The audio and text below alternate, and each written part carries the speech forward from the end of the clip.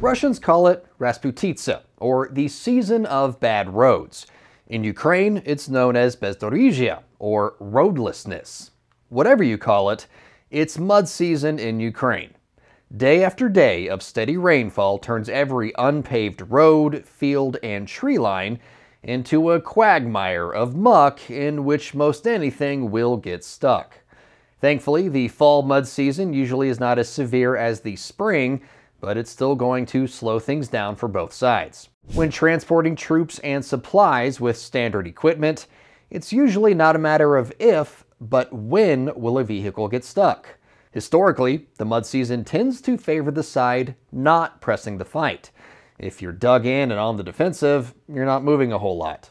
We saw this last year. Mud season hit, Ukraine didn't have enough of the right equipment to overcome it, and the fighting slowed to a point Russia was able to build its complex system of trenches and minefields.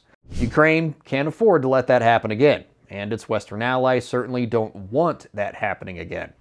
Over the last few months, Western aid shipments to Ukraine focused on preparing for winter operations. In addition to cold weather gear, Ukraine's Western partners donated better cold weather equipment as well, which is why we'll probably start seeing Ukraine operating more of these in the coming weeks. It's the Haggins Bondwagen 206, an all-terrain tracked carrier. The BV-206 was designed in Sweden, but it's in wide use today by businesses and militaries needing to operate in water, snow, ice, mud, sand, gravel, or asphalt.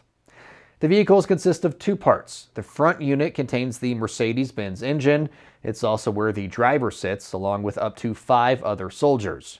The rear unit can hold another 11 troops or equipment, or it could be left open and converted into a mobile mortar launcher or missile launcher. In Ukraine, it's easy to imagine drones launching off the back. The BV-206 does not offer the same sort of protection as a tank or other armored vehicle, but it's also not really designed to do that. One of the key features that make the Bondwagen special is its maneuverability. It accomplishes this by being light on its tracked feet and the way it steers. Unlike other tracked vehicles that turn by slowing down one track or the other, an action that causes the track to grind into the ground, the BV-206 articulates, essentially bending at the waist.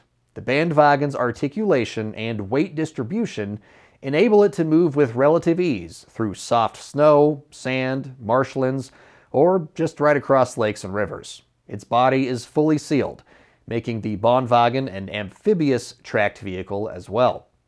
To date, Germany donated 46 Bondwagen 206s to Ukraine. The German Ministry of Defense just announced plans to donate another 14.